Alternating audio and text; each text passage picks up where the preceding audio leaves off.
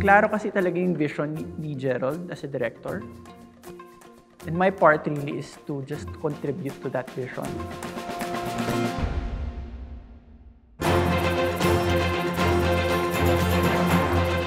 Sa akin kasi personally, ang approach ko talaga, napakadami ring research. Iba sana ang resulta! Alam yan ang taong bayan! So yun ang isa sa pinaka-fun na ginawa namin kasi inaral talaga namin yung techniques ng black and white. Inaral namin si Jose Nepomuceno, si Vicente Salambides, at yung mga early black and white techniques na naging very technical, pati sa lighting, pati sa framing, sa frame rate, pati sa makeup. I-relive lahat nung as much as possible the techniques that were true to the silent film era. Okay ka, Chong? Alright. Exposure. Yun yung mahirap na pag-distinguish nung mga period na yun sa talambuhay ni Quezon. So visually, yun ang una kong tinanong sa sarili ko. Napaka-ingay! Napaka-gulo nitong bayan. Ang nahanap kong sagot ay history rin ng Technicolor film.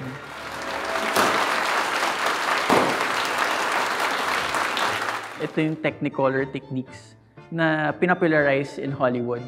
Kung tatawagin, actually, ito yung panahon na tinatawag nilang golden era ng Hollywood. And I felt like nagko-coincide siya at pasok na pasok siya doon sinatatry kong sabihin about the era by which Quezon the politician and Quezon the powerful was in. Hold the press! This is unacceptable! Yun ang naging kasagutan para sa akin visually. Kasi, paano ko ba sasabihin na golden era to ng Pilipinas? Nagsimula yun dun sa bagay na nasa script na silent film era. At tinawid ko siya all the way to ito yung full color, glamorous side ng Pilipinas.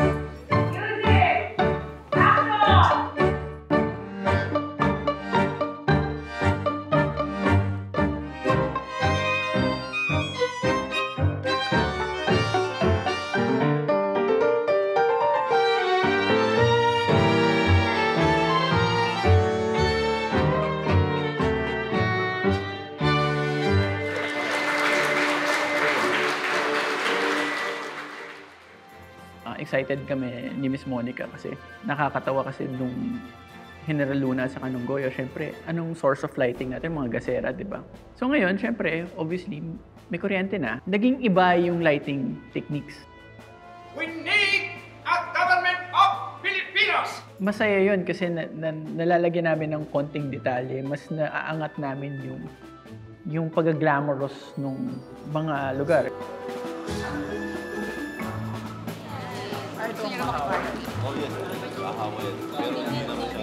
Challenging siya. Yun yung malaking tanong ko sa sarili ko. Paano ko ba ito mako-communicate? Doesn't matter kung sabihin mo, ganito yung tinatry mo, at ang dami mong techniques, at ang dami mong equipment, for example, na tinatry gamitin for it. Ang final na sagot is, napunta ba yung audience dun sa panahon na yun? Na-immerse ba sila dun sa panahon na yun? At para sa akin, yun ang sana maramdaman nila.